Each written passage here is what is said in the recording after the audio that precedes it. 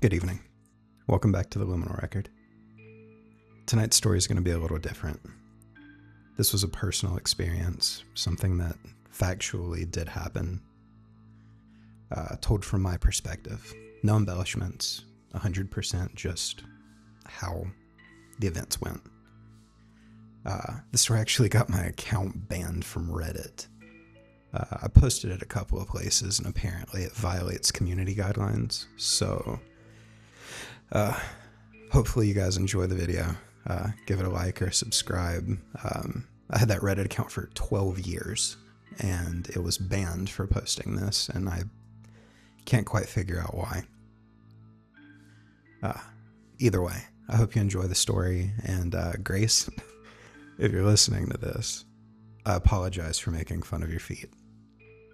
But as usual, grab a blanket, grab some popcorn, and let's get into tonight's story.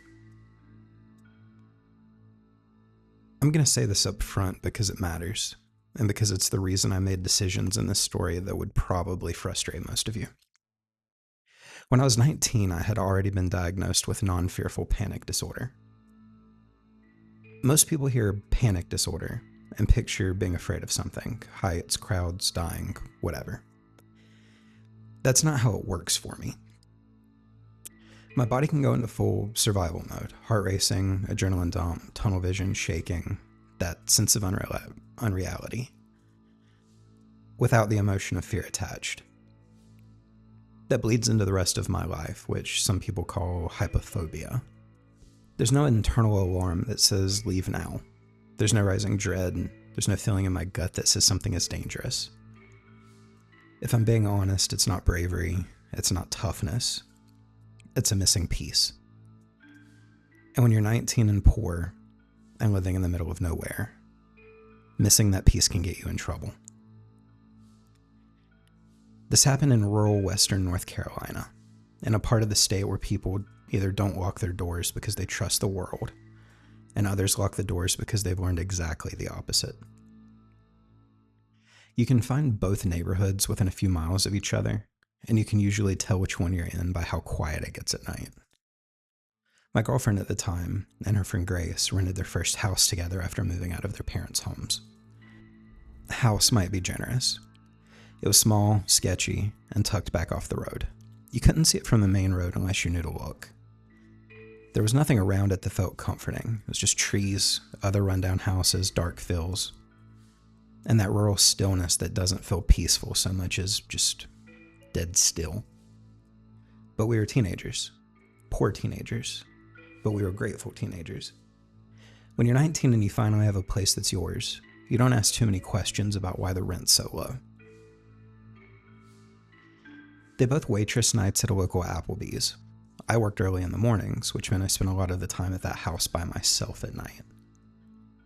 I'd get off work, go over there, and wait for them to come home after closing. Sometimes I would fall asleep early.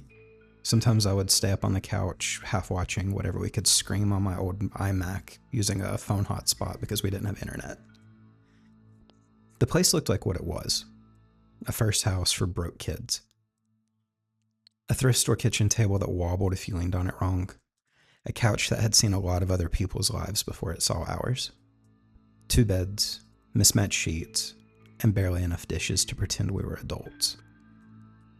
And because we were 19, there were always people around. Someone crashing on the couch, a friend's friend who needed a place to stay for a few days, people hanging out late because the alternative was going back to a parent's house or a bad situation, or nothing at all. There's always noise, laughter, cheap TV speakers, microwave door slamming, or the creak of someone shifting on the couch. And then sometimes there wasn't. The first weird thing we noticed wasn't footsteps or shadows or doors. It was sleep. Almost everyone who stayed there more than a night had nightmares. Not the normal kind, not stress dreams. The same specific kind, over and over. People without faces standing over them, watching. Close enough that you felt their presence before you saw them. And at first it was a joke. Someone would wake up and say, I had the weirdest dream. Someone else would laugh and say, me too. We'd call it the house dream. like it was a quirky feature of living there, like the plumbing making noise or the heat kicking on. When you're young, you can normalize almost anything if it means you don't have to admit that you're uncomfortable. And then it snowed. Snow doesn't happen often enough here to feel ordinary. When it does, it turns everything quiet and bright and strange. It makes the world look cleaner than it really is. That morning, Kelsey, one of our friends who had been over, walked outside and just stopped. I still remember her voice. No screaming, no panicking. Just that confused, flat tone that people get when they're looking at something their brain doesn't want to categorize. There's footprints. We went out, and she was right. There were footprints in the snow circling the house. Not leading up to it, not leading away. Just a ring, like someone had walked around the house in a wide circle. And the strangest part, the part that none of us could make sense of, even after staring at it way too long, was that they didn't start or end. There were no tracks coming in from the yard or the road.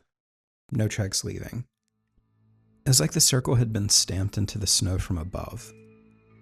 We stood there longer than we needed to, trying to find a rational explanation. Maybe the wind covered the start and the end. Maybe the snow fell harder in one area. Maybe we were missing something obvious. But it left a feeling behind, like the house had been assessed. Like something had moved around it in the dark while we slept, taking its time. After that, the nightmares didn't feel funny anymore. A couple weeks later, I woke up in the middle of the night and saw someone standing in my bedroom doorway. It was Bobby, one of the friends who crashed over often enough that he basically lived there part-time. He'd been sleeping on the couch. When I saw him standing there, staring at me, my first reaction wasn't fear, it was annoyance. I remember thinking, what is he doing? My brain went to normal explanations, sleepwalking, drunk, messing around. That's when I realized he was still asleep on the couch. I could see him asleep on the couch behind the Bobby that was standing in the doorway. I was too tired to deal with it, so I rolled over and went back to sleep with that same kind of irritation you'd feel if someone turned on a light too bright. The next morning, Bobby was confused when it got brought up. He said he never got up. He slept on the couch all night. Grace went quiet in a way that made the air in the room change. Later when we were alone, she told me she'd seen it too. Bobby standing in her doorway, staring into her room. She'd been awake, she watched him, and she'd been too scared to move. And then when she looked again, Bobby was still asleep on the couch. That was the first time the possibility got whispered out loud. Something in this house can look like us. A few days after that, Grace's sister Caroline stayed over. Nothing dramatic about the evening, which is almost worse. We had cheap food, talked, watched something half buffering on the iMac. But as the night went on, people started doing that thing they say when they're tired and need to go home. And then someone else says the same thing, and suddenly the house empties out faster than you would expect. By the time we went to bed, it was just me, my girlfriend at the time, and Grace. Grace had a distinctive walk. This is important because it's the reason that I know what I heard. Grace walks like she has bricks for feet. It wasn't delicate. It was heavy, loud, flat-footed. If Grace got up in the night, you could tell exactly where she was from anywhere in the house. That night I woke up to what sounded like a stampede. Then I remembered, it's just Grace going to the bathroom. You had to pass by a doorway to get there. There wasn't a bedroom door, just a curtain we'd hung because money was money and doors cost money. The hallway light spilled through enough so you could see shadows through the curtain. I saw Grace's shadow pass, and right behind her, I saw another shadow. I didn't register it as wrong at first. My brain did what brains do when they don't want extra work. It filled in an explanation. Caroline was her sister. Sisters walk together, and girls go to the bathroom together, right? Except Caroline wasn't there. The shape behind Grace didn't move normally. It was broken. Its head leaned too far back, like its neck wouldn't hold it. The arms hung crooked, like they weren't attached right, and the legs seemed bent in the wrong way. It followed close behind her, almost mimicking her path, but in a way that felt like a bad imitation. And this is the part that made me sound insane. But I'm being honest. I watched it, thought, that's weird. And then I went back to sleep. Not because it was normal, but I didn't want the inconvenience of dealing with it. In the morning, I made some comment about Caroline being up in the night. Everyone stopped. Grace asked me what I meant. When I described the shadow, she got pale in a way that people do when there's something that they've been trying to ignore that's gotten confirmed. Caroline had left with everyone else the night before, hours before any of this happened. Kelsey, the same friend who noticed the footprints, told us about the night she was alone in the house and tried to shower. She said the bathroom steamed up like normal. She turned on the water, and then the steam started moving strangely. Not drifting, but gathering. Like it had direction. Like something was shaping it. It started to take the outline of a person in front of the bathroom door. She couldn't make herself move. Not because she physically couldn't, but her body wouldn't cooperate. Her brain was screaming at her to move, and her hands just wouldn't do it. When she finally forced the door open, she ran outside in a towel and didn't stop until she was finally away from the house. She never came inside again. She'd still come over to the property if we were going somewhere. She'd sit in the car, wait in the yard, whatever, but she would not cross the threshold. She was convinced that there was something in that house that wasn't human. Something demonic. I don't know what I believed, and I still don't. I only know what happened. The worst night, the one that made me realize the way I approach things might someday get me killed, was the night that I was completely alone. There were no guests, no friends crashing. My girlfriend at the time and Grace were at work. I had the house to myself for once, and I decided to clean. I was mopping the bedroom floor when someone started pounding on the front door like the police. Not a casual knock, not a neighbor. It was urgent, violent, sustained. Like whoever was outside needed that door open immediately. So I did what every 19-year-old delinquent living in the meth capital of the Eastern Seaboard would do. I grabbed my Glock and I opened the door. There was no one there. I stood on the porch, looking left and right, confused and irritated, trying to find where someone could have gone in the seconds that it took me to get there. Then the back door sounded like someone was trying to drive a truck through it.